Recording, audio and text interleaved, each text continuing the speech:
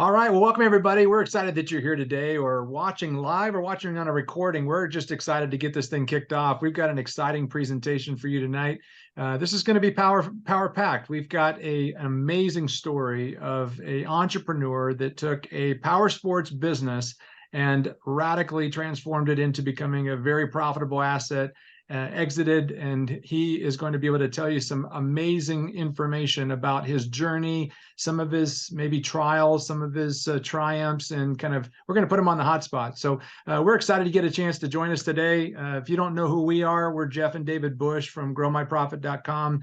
We help businesses that want to scale 2 to 10x in the next 2 to 5 years to do it faster, easier, and better than they could do it on their own. And today we're joined by a good friend, and I'm going to let Jeff do the introductions. Jeff's had a chance to build a friendship up with Andre, and he knows a little bit more of the background of Andre's journey to becoming a successful entrepreneur. So Jeff, you want to handle the introductions?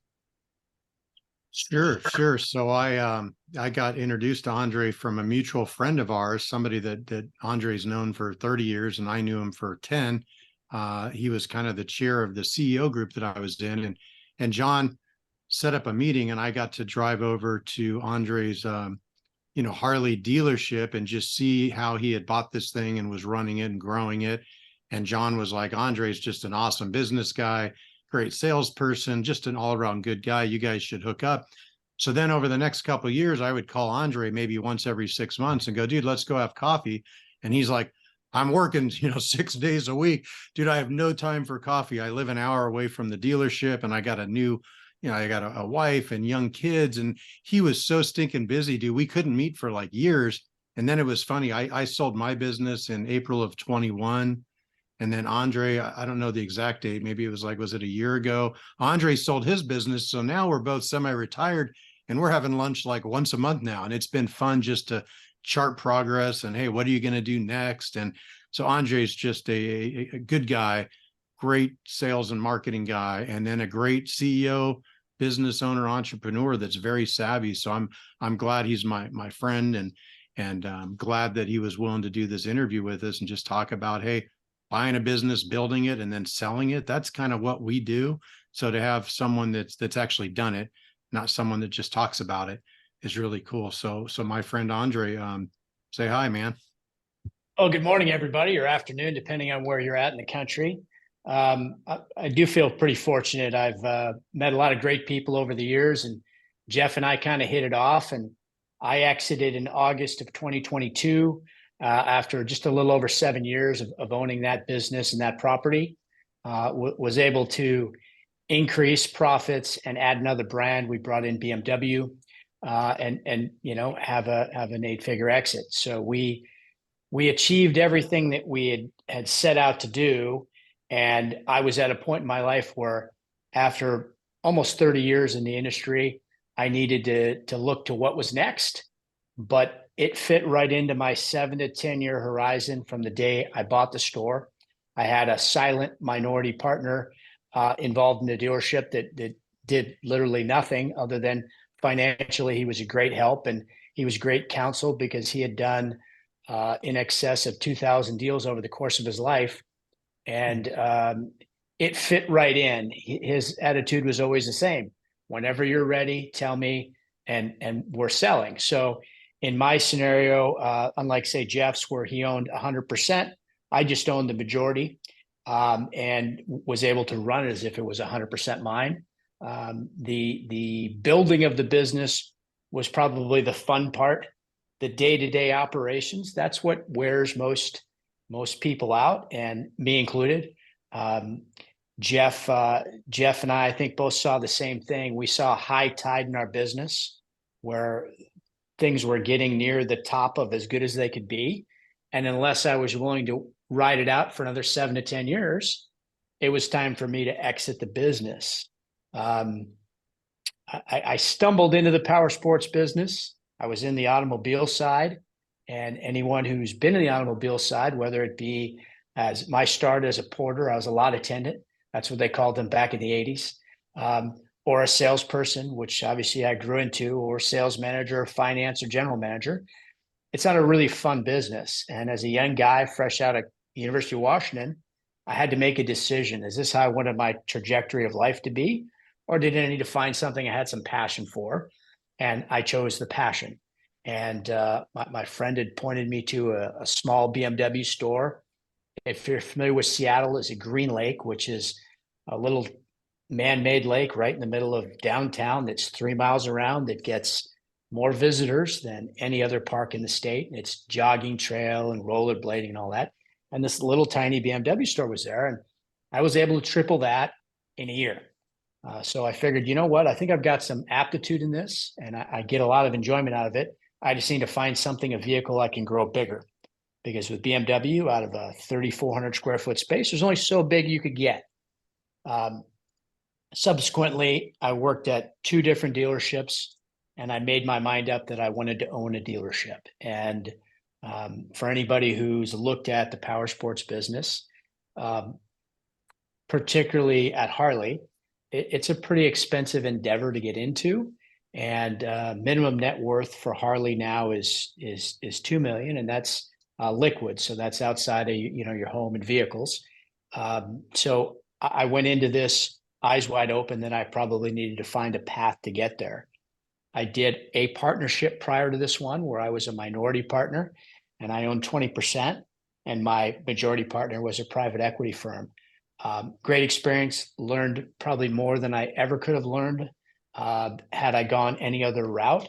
But I also recognized that I wanted to be my own boss, and I wanted input more than I wanted authority.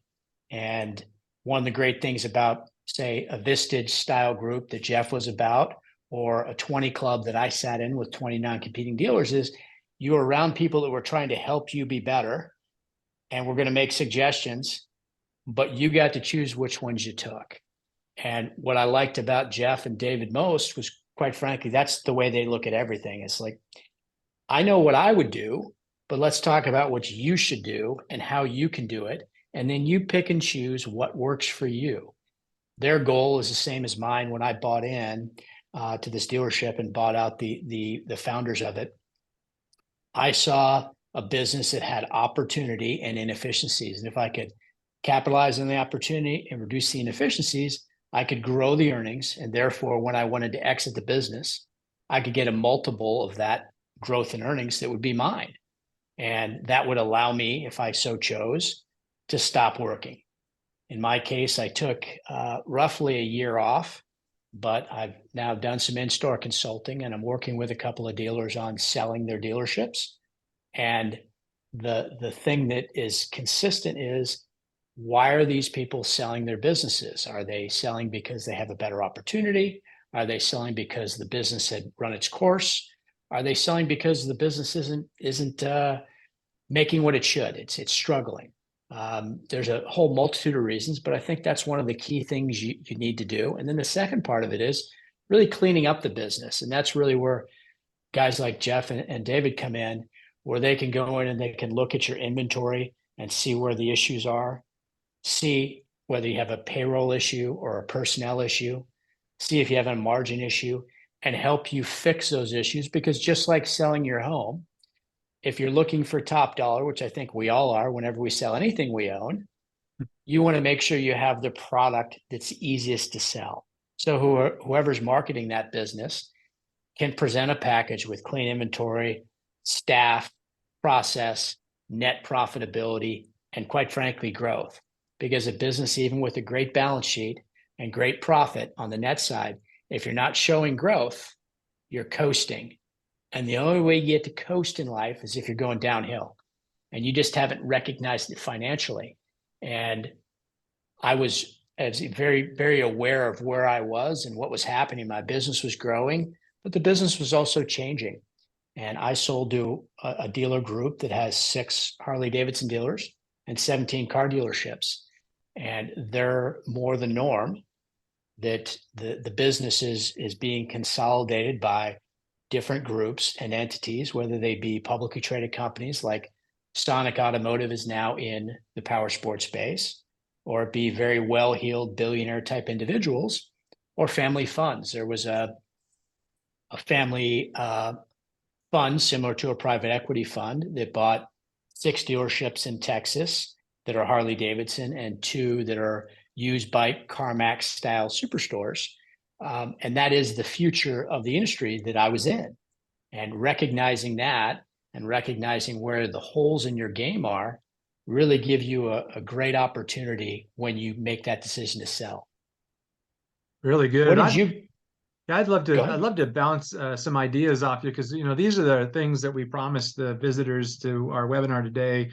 We're going to really talk about some strategies to boost revenue and productivity, talk about some employee engagement strategies for growing your business, and then what it takes to build that valuable asset so that you can have that time freedom and have your exit plan, whether that means you're exiting from the org chart or whether you're exiting fully from the opportunity and operation. But we talk a lot about in our business consulting is the idea of assessing exactly what you did, growth and opportunities, and then business planning and building a financial scorecard to execute on those growth and opportunities.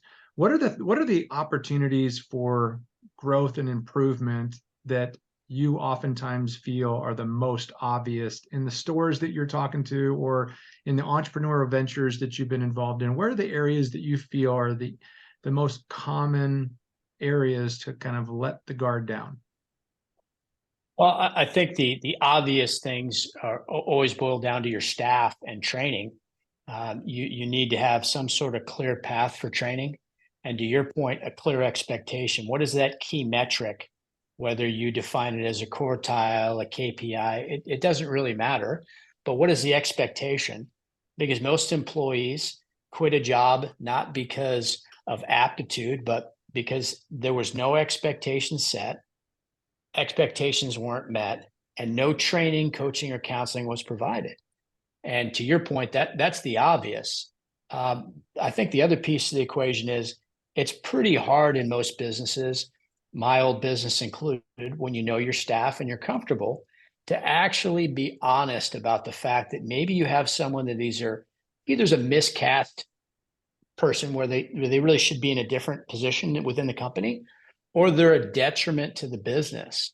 And the best news about having someone that has no dog in the fight, that isn't in the grind day to day, is they're going to tell you that. And my last review of a business, I was brutally honest. I'm not trying to hurt anyone's feelings. I'm trying to help that business become better. And I think that clarity, particularly when you've made that decision, I'm going to exit, you have to have that. You've got to be honest. You've got to know what the holes in your game are, whether they be the opportunity side. Maybe you have a margin problem, which means you've got a culture that promotes discounting. You got a great business, you move good volume, you get good market share. You just can't figure out how to do it profitably. And it's crazy how quickly you can turn the tide. Obviously, I would never betray confidence, but a good friend of mine of 25 plus years bought a dealership that had been around for decades and had been losing high 6, low 7 figure for years. And within 90 days, he had the place to profitability. So the switch can be turned quickly if you have the processes and you can bring in some of the personnel and you're willing to make the decisions that maybe this person, great person, but not in the right position. And maybe the process that we've run with doesn't really work. Maybe our pricing model isn't correct. And again, you look at 2 people that are coming in that have looked at, dozens, probably in Jeff's case, and probably hundreds in David's case of businesses, and they can go in and really point out some, to your point, obvious things. And the other thing that I always find interesting is on our business, the Powersports business, like the automobile business, we sat in what they called the 20 Club, which was 20 non-competing dealers. So you didn't have any issues with price fixing because you're talking to a guy in, New York, you're in California, there's no possible cross customer issues. But we always stayed within our industry. And you look at Jeff or David and you say Vistage, which if you're familiar with the CEO world, this is just CEO groups that meet that are actually in the same markets that talk about all the things they're doing. And what they find is their problems are all the same. You have people, you have process, you have product, you have inventory, you have profitability, you have facilities, you have marketing. And honestly, they all kind of meld together. And in Jeff's case, he sat in a group where his mailer company was sitting with a guy who makes fans, was sitting with a guy who was an automobile dealer, and sitting with a construction person, sitting with a casual dining person. And so what do all these guys have in Dog common? Well, the food. answer is Dog they're in food. business. Yeah, Right. health supplements. Right. Phenomenal. Right. And the knowledge that you actually bring by being in business and having to make payroll and having to grow that business really applies to almost all businesses all the time. Almost Hey, no Andre, one's situation is uniquely special. can I ask you something? Because before I forget, one of our 6 steps to growing a business is called sales, and revenue dictates everything. I mean, if you grow revenue, as long as it's profitable revenue and you're not giving away the bike, right? Like, low margin, no profit, revenue doesn't help if you're freaking breaking even and you do 20 more motorcycles a month at a break even. But there was an interesting story, like Toyota of Temecula, a guy owned it for 20 years. He's selling 150 cars a month. And some guy comes in and buys the dealership. And like a year later, they're selling 300 cars a month. And I'm like, dear God, how did he do that? Like, and then he was so successful, they just gave him Lexus of Temecula. He opens up a brand new Lexus point, but he came from the biggest Toyota Lexus store in the world, Longo. So he had this experience. He was up here and the guy that ran this. So it's always interesting. And when you said, hey, I took BMW Motorcycles of Seattle, I tripled their sales.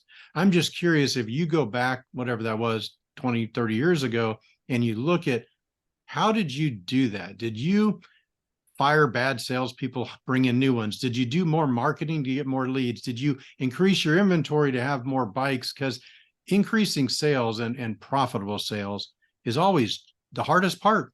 Because if we can do that, like all my legal issues, my accounting issues, I just write checks to really smart people to fix all those problems. Those are easy, but sales is challenging. And I think you doubled sales at Harley, which is hard to do. But when you said you tripled sales in Seattle, was it the same thing going BMW, go from selling 10 bikes a month to 30, and then go from selling 25 bikes to 50? I mean, is it more marketing, foot traffic, salespeople, firing systems? I'm just curious if you look, and were they similar? Kind of a long question, but it's a sales question that's so important. So yeah, very, very interesting to different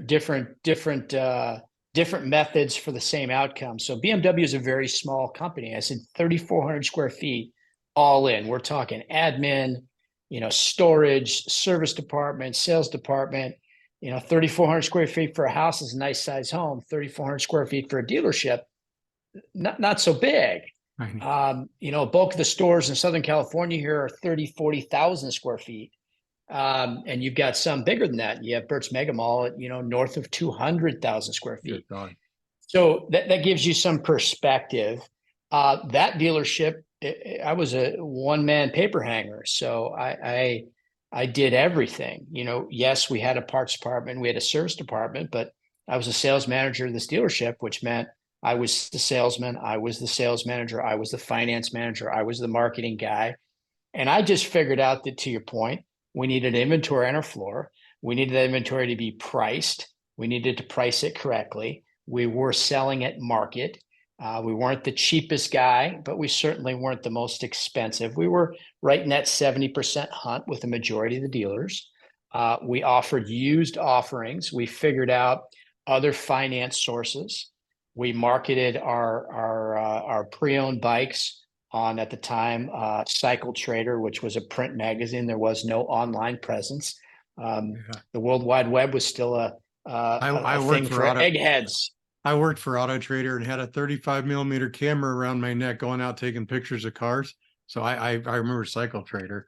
So it was basically just more of a people. You weren't driving like, oh, we're getting 50 people a month coming into the store selling 5 bikes, and now you're going to drive 100 people in there. Was it marketing, salespeople, or just? Well, the other thing with Green Lake was we had a ridiculous amount of foot traffic for people walking to and from the lake.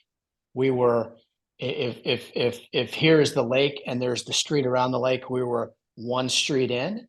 but people would park there and walk by. And that was part of my philosophy, that I didn't need to sell to BMW people. I needed to sell to people that had interest in BMW, which could be the guy or gal walking by that was going to go by my shop that I was running, and then Greg's Green Lake Bicycle Shop, where they'd rent their rollerblades or a bicycle, and then there's the lake. If I contrast that with, say, Central Texas Harley, where I bought into a store in July of 2009, probably arguably one of the scariest times in the financial world. But it was how I got the opportunity. That store lost $600,000 in 2009. When I left the company, the store had been making in excess of $4 million a year net profit, pre-tax, but after depreciation, after corporate overhead, after everything. That dealership was all about hiring the right people and implementing the right process, and then becoming a used bike leader. So we had a big facility, about 54,000 square feet. We were right on the 35 in Round Rock, Texas, which is just north of Austin. There's only one north-south main freeway through Texas. So we were on that. We were in a good spot. We had a good Harley in operation, which is the amount of bikes that are out there already that we could expand on. It was a good scenario, and it was a good time. I mean, honestly. So when you double and triple sales at 3 different motorcycle stores, would you say it's all pretty similar? It wasn't like each one was that much different. Like even your local one that you just sold and exited, it was the same kind of system. Bring in more bikes, more financing, better salespeople, increase our closing ratio. Did you spend a lot on marketing to drive more traffic? Not necessarily, huh? I really didn't. And, there are organizations that do. There's one group that has over 20 dealerships, and that's one of their models. For them to spend, $1 million plus a year in advertising is not uncommon at one of their operations. Whereas, I was looking at going, wait a minute, I don't want to spend more than 100, 120 grand a year. I don't need to. If I treat my customers really well and I do fewer events and make sure they go off well, that's going to lead me to creating relationship-based selling instead of having to fight for a new customer. And, quite frankly, you look at a company, say, like you're talking about your friend that worked at Longo, that's now the owner of Temecula. That whole business model at Longo only works, even in a county of 10 million people. It only works long-term if you actually do your job well. If you're short-term and you're trying to just get as much business at as high a profit as possible, that's one aspect, but it's unsustainable by definition. If you really want to do the job right, you actually have to do the job right. What's funny is my ad agency had 1,000. I personally sold 1,000 car dealers advertising, service department, new car sales, used car sales, F&I, warranty. I was involved in these dealers in a heavy way. And it's almost like when you own a car dealership or a motorcycle dealership, dude, you've got like 4 different businesses in one. You've got new car, new bike sales, used, finance, service, and then parts. But then at the Harley store, you've got that huge accessories, which is big money. So it's almost like you're running 5 or 6 businesses. So that kind of leads me into like one of our 6 steps is like, how do we fix operations?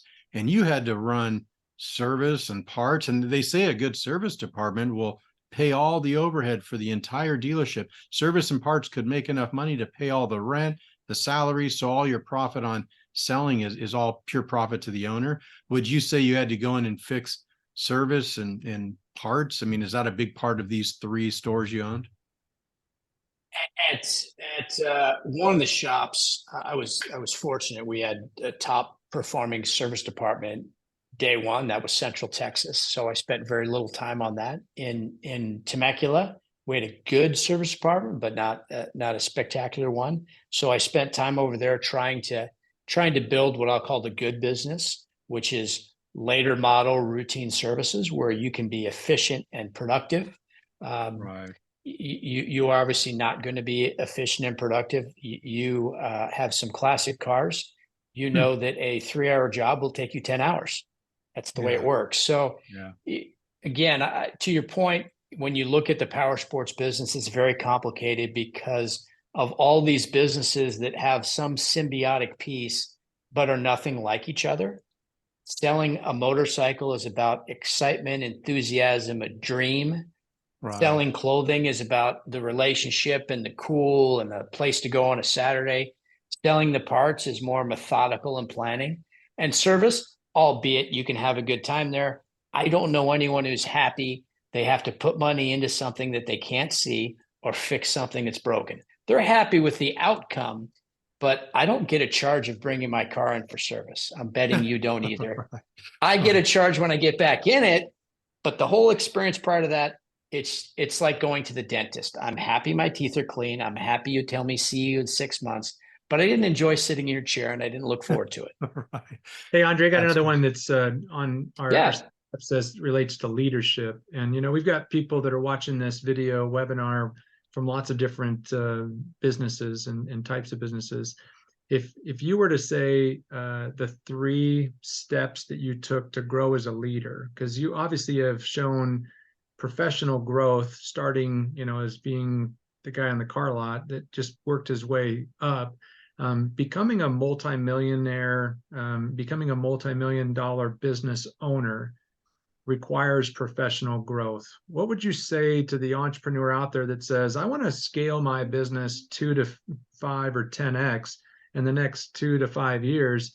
What would be your 3 steps that they would need to take to grow into the kind of business owner that runs a business that's triple or 10 times what it is today? Number one, it might sound crazy, but I would get someone that would give me honest analysis of my business, the good, the bad, the ugly.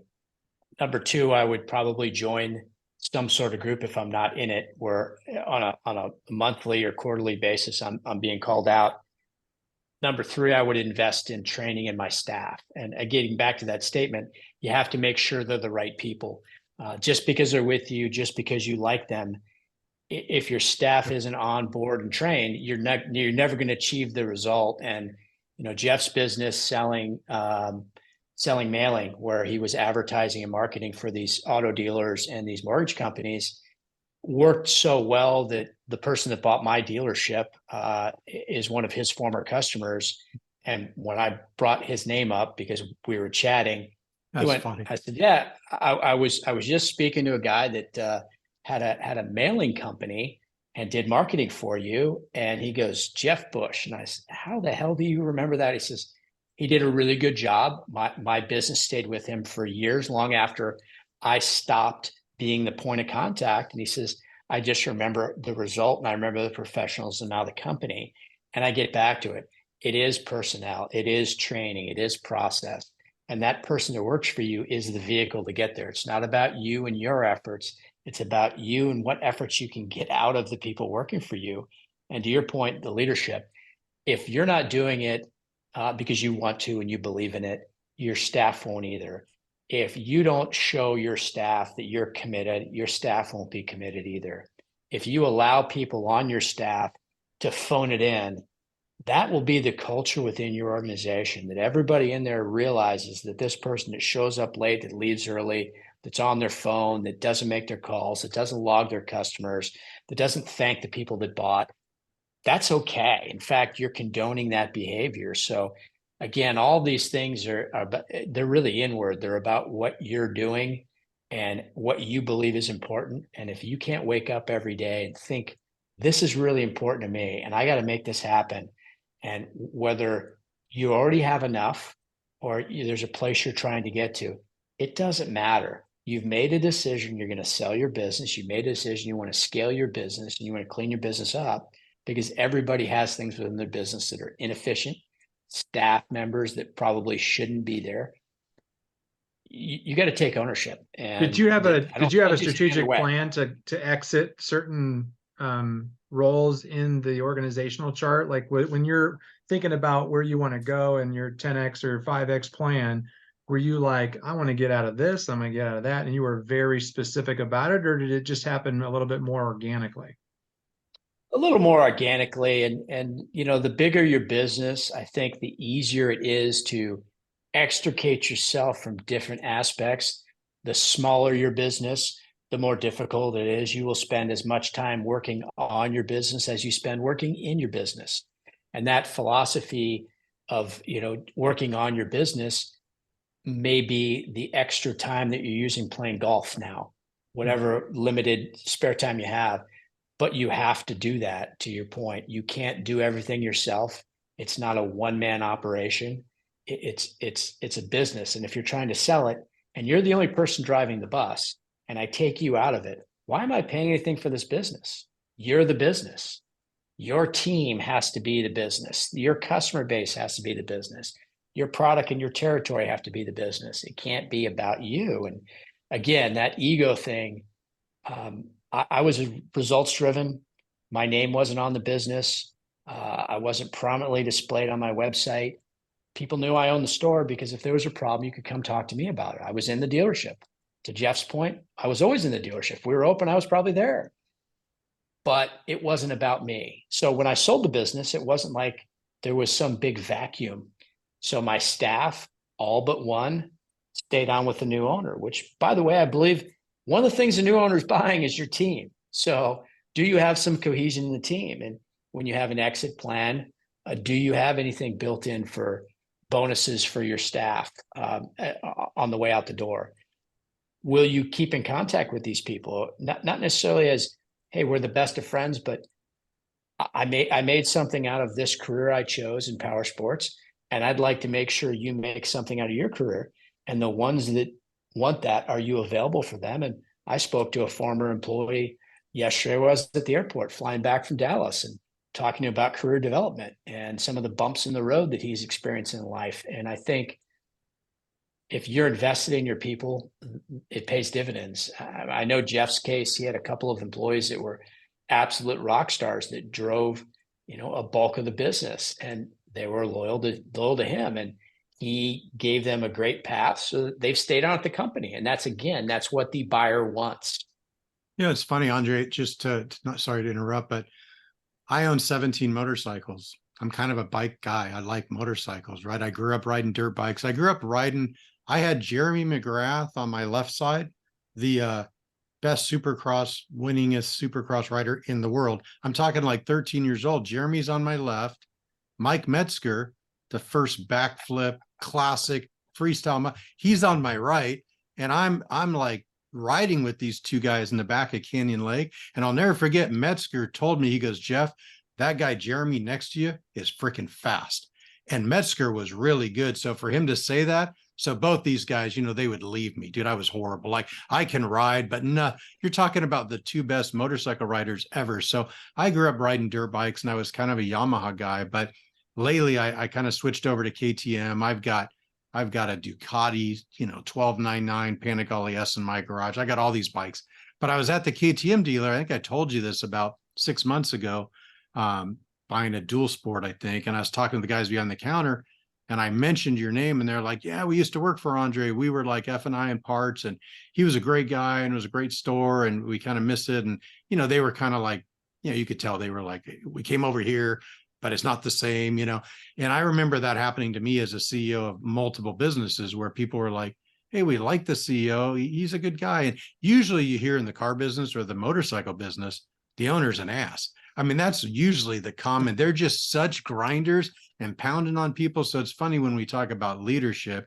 you actually have people that I'm sure you were hard on them and had high expectations, but they appreciated you and they have good things to say about you. I think that's so important and rare. Most of the time, people are bad about the owner, right? But it was just funny. I think I told you that a couple guys at the parts counter, F&I parts, used to work at your store, and now they're over at KTM and not super happy. But anyways, I think that's a testament to good leadership. Yeah, not to say you got to be a super nice guy, but you just treat people right, and that's leadership, right? And I don't know why that's so hard to do. Why are so many owners such asses to their employees?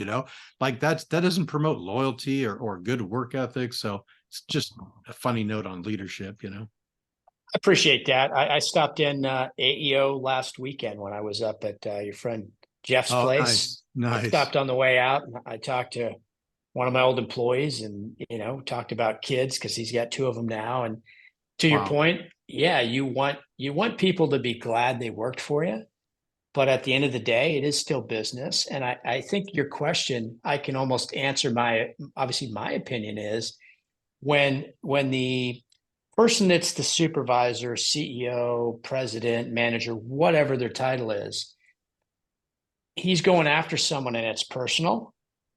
At that point, that person doesn't like you. But if it isn't and it's business and you're the professional and my job is to try and help you. And if I can't help you, I'm going to help you find a job somewhere else. Because Right. I'm not doing something to you when I'm letting you go from a company.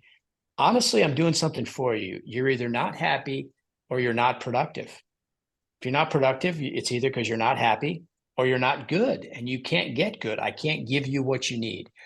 We're in the wrong fit. And I think that a lot of people make it personal. I'm not saying that you shouldn't personally care about your employee, but I almost give it akin to being a parent. That if you're yelling and screaming at your child when they do something wrong, they're not going to listen to you, particularly if that's your default. You do that every time over and over again.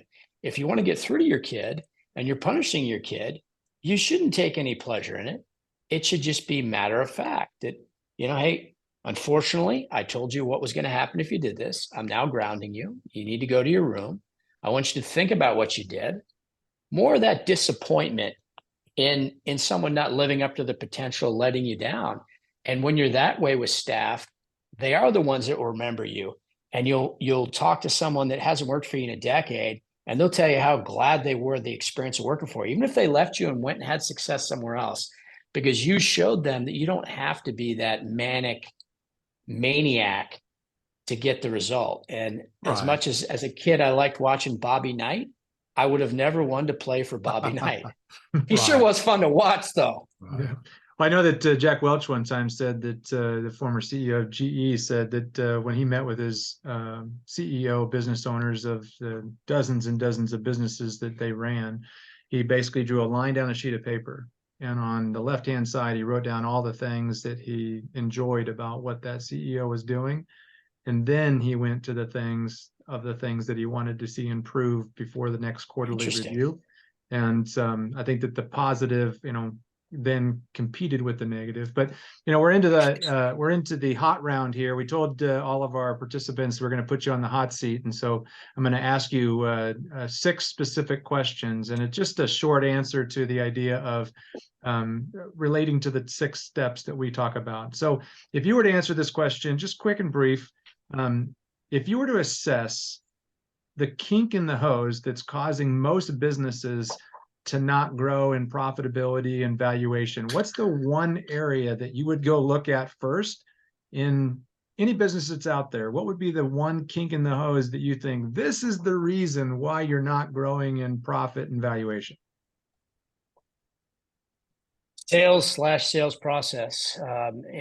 Jeff and I have talked at length about the fact that sales almost cures all ills. That if you can't find a way to generate more revenue, all the rest of the stuff is going to become inconsequential. And to your point, Jack Welch, very atypical CEO, didn't have the look, certainly didn't have the sound, didn't have the background. You're an engineer in the plastics division, clearly a brilliant guy, but he knew sales was the vehicle to get there. You cannot cost control your way to profitability. It can't be done. It's short-term pleasure, long-term pain. And so many people want to make it more complicated than that, but it really isn't. If you can figure out how to generate more revenue and figure out how to hold margin, your business will grow, and therefore it will be worth more money. It's funny about that. I take Uber a lot because I have a lot of cars and I got to go get oil changes and service. And every time I get an Uber, I always ask the kid driving, usually kids, and nowadays it's adults, 40, 50, how much money do you make a day? Dude, it's always between $100 and $300. The average Uber driver is clearing $200 a day. They get to work whenever they want. Same thing with like Instacart, $200 to $300 a day. And I'm like, God, that's pretty good money for a kid, like $3 to $4 grand a month. And he doesn't have a job where he's got to clock in.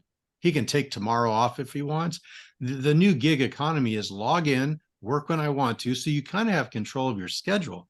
You don't have to be at work 9 to 5, Monday through Friday, and they can make $200-300 a day cash. Now they're beating their car to crap. They forget about that depreciation, right? Like they don't think about the car went from 40 grand to 20. They take that out of the equation. That's painful, right? So anyways, I found out many years ago that 51% of all the CEOs in America came from the sales world, which is me and you.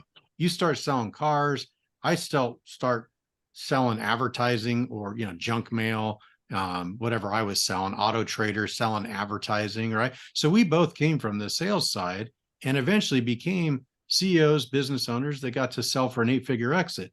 I think it's so sad today that the kids are like, I don't want to be in sales. Like car salesmen, that's terrible. Selling advertising, business to business, making phone calls. Like they don't want to do that job, but I don't think they realize 51% of all businesses in America were started by a salesperson. Usually some went to college, a lot of them didn't, right? So it's such a big opportunity for someone to start in sales. And if once you learn the sales process and marketing, you can have a business and know how to drive revenue. So I think we talk to a lot of businesses that are doing, $1 to $3 million a year in sales, making 100 to 300 grand, which is like, dude, go get a sales job and make 200 grand a year and not have to deal with all the business stuff. But they don't know how to grow it because they've never been around like expanding sales, like hire more salespeople, make the business bigger than you. It's just you. You're not really a business owner. You're self-employed. There's a big difference to, John's plumbing company. I own a business. No, you don't. The business owns you. You drive around in your van every day doing all the plumbing repairs. Maybe you got 2 employees. They're your 2 kids and they're just a small business, but you know what? Maybe they're happy. They do $1 million a year and they make 200 grand. That's pretty good income, but it's not a business that you could sell someday like an asset. And it's not something that's ever going to make you a millionaire, probably. Let's talk about that So, for just a moment. I mean, Andre, if we go to the next step about business planning, if you were to talk about the one area of a business plan that makes the greatest ripple effect throughout the entire organization from business planning, what's the one area that you feel? Is it vision? Is it mission? Is it financials? Is it marketing? Is it operations? I think in the business I was in, it was the mission that if your employees bought into that mission, that you were trying to do something. In our case, we were trying to enhance people's lives. That the average person isn't the boss at work, isn't the important person at home, doesn't get listened to very much, doesn't have really anything in their life that's just theirs, that's their thing. And if we could get them on a Harley Davidson, they were going to have all that. They were going to have something to talk about on Monday, where they're getting their coffee with their friends at work. They were going to have something to look forward to on the weekend. They were going to have a place to go, the dealership. And by the way, as that importance thing, you had three of my family members coming home from school, and that was me waving them off because in my home office, I don't have a door. It's yeah. We just thought you were going back to your entrepreneur days, telling people where to go. Yeah, how's 4,400 square feet with no door sound? For us, mission was the critical thing. And I think depending on your organization, that could be the critical thing. If you're in manufacturing, it might be something else. But on the sales side, I think your salespeople buying into a mission and then a vision to get there. But it starts with that mission piece. Why are we here? Why am I selling this or that? Jeff, to your point on the you did staffing, a lot of weekend barbecues where you invited all your customers. I remember like every weekend Harley's doing a barbecue, just that camaraderie and bring people together and talk, and it's excitement. And maybe now they want to upgrade their bike, but you did a lot of stuff just to promote community within Harley. It's something interesting. You had Harley and you had BMW. A friend of mine was a service manager of both a Harley store and a BMW store. He goes, Jeff, okay, a 3-year-old Harley has 4,000 miles on it. A 3-year-old BMW has 40,000 miles. Why does a BMW driver drive 10 times as much? They love to ride. My attorney's got a BMW GS 1250. He just rode it all the way to Seattle with his son and paid Seattle BMW to ship the bike back. They do a one-way trip. It's $500 to ship the bike home to Orange County. I'm like, that's amazing. You get up in the morning and ride to Seattle. Like, that's crazy. Like Harley people, they might go to Sturgis once every year, but they don't do these big long trips. So such a different customer. The fact you had both is kind of interesting. One really likes to put miles on a bike, and one is just a weekend, like bar hopper, right? The Harley bar hopper, drive 10 miles, have a beer, get food, and come back, right? Yeah, Harley is a lifestyle. BMW is a sport, and they're just very different. Having ridden both and sold both and having both of them in the same store was interesting because some of my Different Harley buyers. customers were buying BMWs as a second bike, and then they Yeah. were using it. So our mutual buddy Jeff, Oh he yeah. he It's bought a got both. BMW from me just prior to me exiting the business, and he rides that.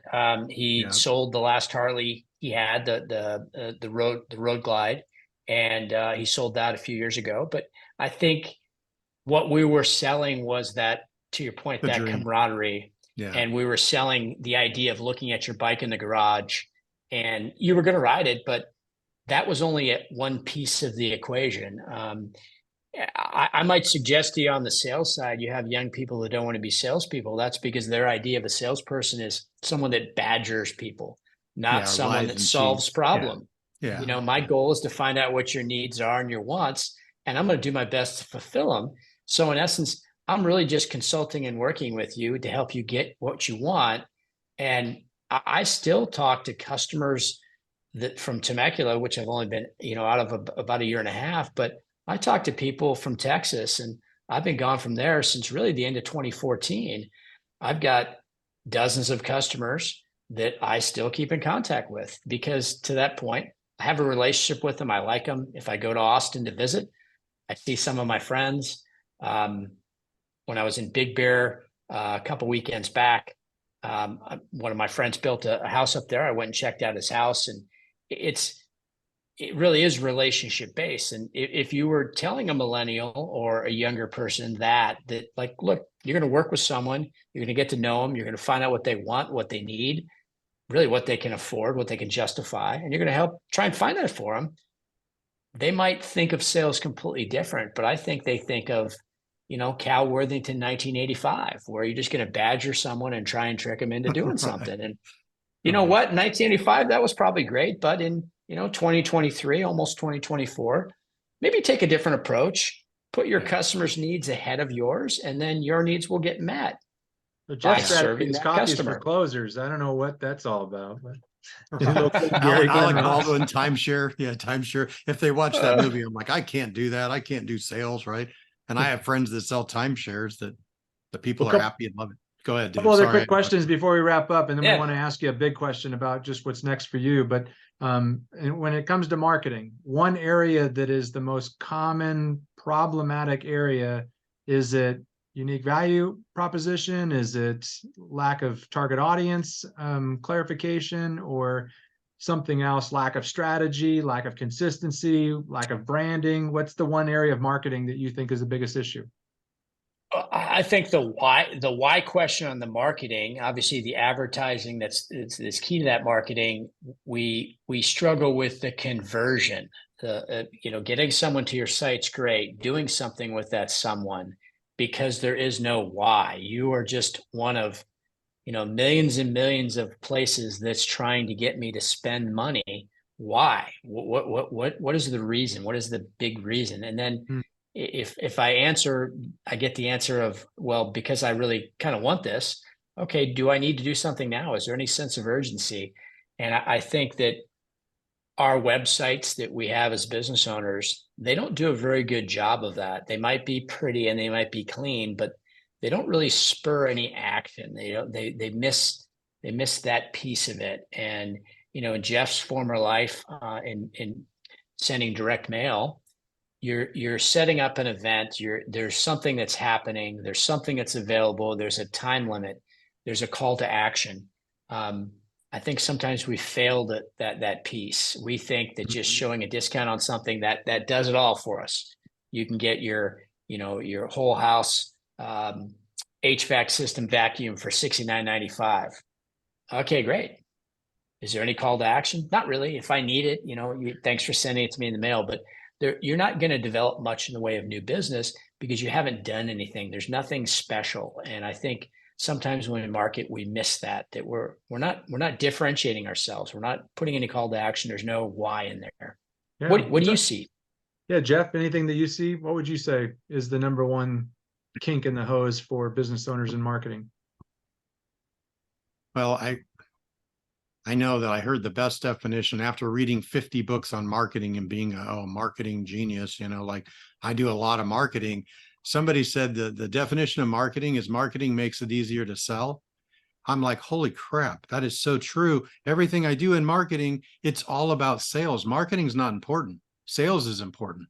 Dude, Tesla has zero budget for marketing. Zero. Their product's so amazing. People love it so much that they buy Teslas without any marketing. So marketing's not always important. But in some businesses, like I was spending $200,000 a month on marketing, $2.4 million at my mortgage company. And I sat down with my accountant and he goes, Jeff, this is ridiculous. You should have never spent $2.4 million on marketing. But I'm like, Fred, correct me if I'm wrong. You make like $100,000 a year and I made 2 million and you're telling me what to do.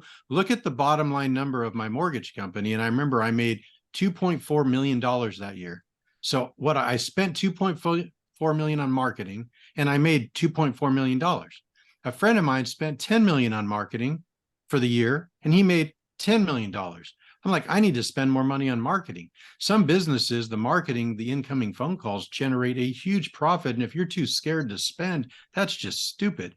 And that's why my old accountant is an accountant and why I own a business and why he makes 100, 200 grand a year. And I make $2, $3, $4 million a year and have 8-figure exit. I mean, it's just like, who are you going to take advice from, right? Like marketing. Well, It's just, to your point, you can't cost control your way to there you go. profitability. I heard you And say that. That's a good point.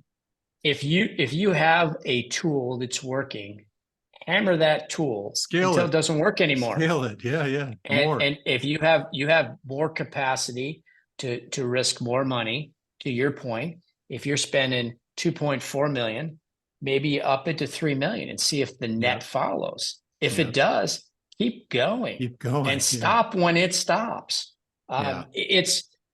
It seems obvious, but your business and the mortgage business was, refi, or you're getting a new house. I can save you money.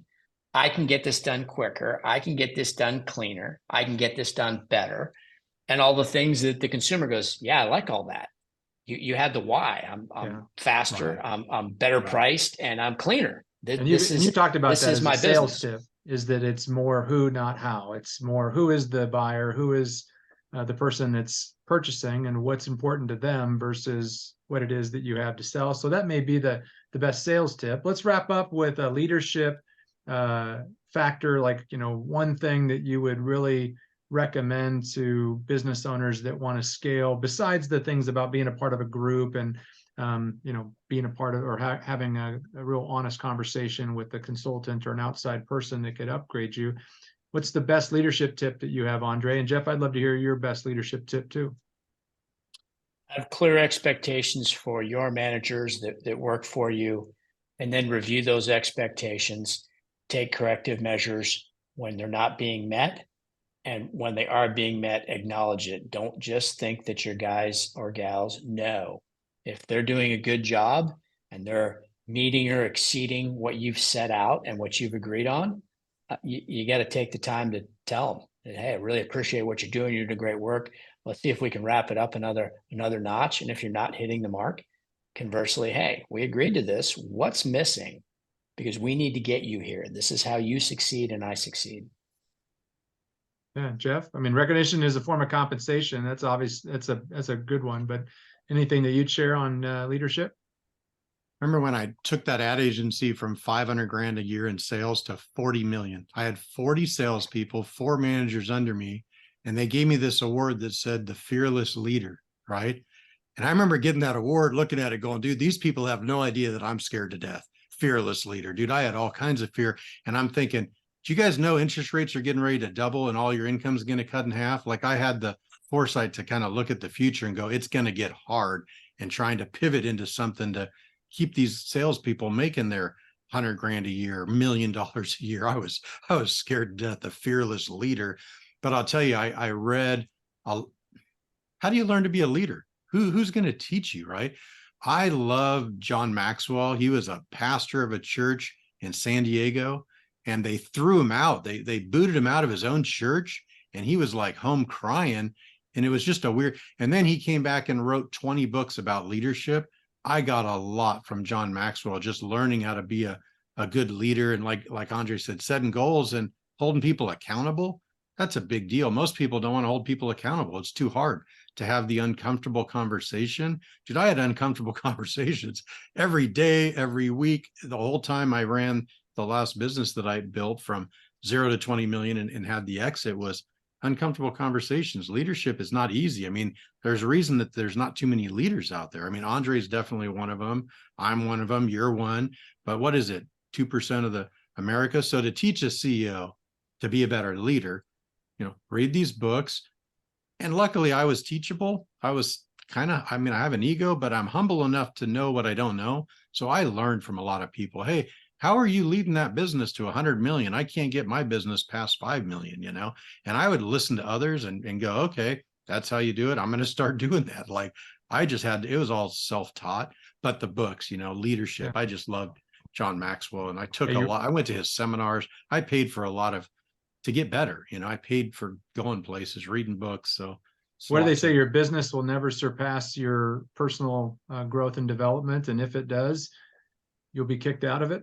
Yeah, part of that deal. But I think Steve Jobs got kicked out as the leader, right? He's a freaking nutcase, dude. Amazing guy, but nutcase, dude. They removed him as the leader. He probably could have used a little bit of leadership training. Like, don't pound your employees so bad that they all quit. He was just a tough, he probably could have, but they brought him back. His vision was so big that even though his leadership skills were not great, people were so inspired by his vision. He was bigger vision than leader, but it seems like everybody has an area to improve, even him. Yeah. But I went to we went to the world championship twice in this football team of ours and lost. So we missed getting the ring. And I shared that with some of the leaders that I end up getting a chance to coach and lead. And so they got me a leadership ring, and it's nice. It's a little bit. That's awesome. But it's that's cool. But yeah, that's leadership. Yeah, it's awesome. Well, wrap it up for us, Andre. Tell us what it is that's next for you. What is you're writing the next chapter in the consulting business that you've got available, but what do you have to look forward to? I'm pretty excited. I've got a couple of dealerships that are for sale that I'm helping the seller exit, and I'm working with a group right now on some in-store consulting specifically to the Powersports business. And I got to tell you, it's really fun and it's really energizing to go into a business. It's not my business, it's your business. And my goal is just to help you be better at what you do and make more money and have more fun. And, quite frankly, it is a lot easier to keep an employee that's making well over market for your industry than one that isn't. So you're helping that employee both financially as well as developmentally. There'll be someone that stays in a job. And as all of us have looked at, thousands and thousands of resumes, we always gravitate to the people that stick at a job, and the people that hop from job to job to job, we tend to discount hiring them. So you really are helping that employee develop. And it's been a lot of fun. And then on the exit side, there is more to life than your business. And that is kind of fun, thinking about the what's next piece. And you get inspired. I mean, I get inspired sitting with Jeff, having sushi in Temecula about what we're both working on. And it's new, it's fresh. I almost compare it to, being a young person and entering the dating world. Everyone is fun. That 30 years into running a business or 20 years, it's a lot harder to have that level of enthusiasm because it is somewhat mundane. You're running a business is mundane. It's about blocking and tackling every day. So if you're thinking as a business owner, about what's next, I guarantee something will come to you. So you make the decision to grow and sell your business. I think you're talking to two guys that can help you, and Jeff and Dave. Wonderful. Well, thank you for your time. If you'd like to get in touch with Andre, if you're a Powersports business owner and you want to end up making a connection and just having a conversation, look in the show notes of this particular video, or if you're watching this online, you can take a look in the description. There's a link for more information. And yeah, thanks for your time today, Andre. We really appreciate the opportunity to kind of pick your brain on some really important topics. And if you are watching a recording of this, put a comment in the comment section of your best takeaway. We'd really appreciate that. Great time, guys. Thank you very much. Thanks, Andre. Good seeing you, buddy. Cheers. Thanks.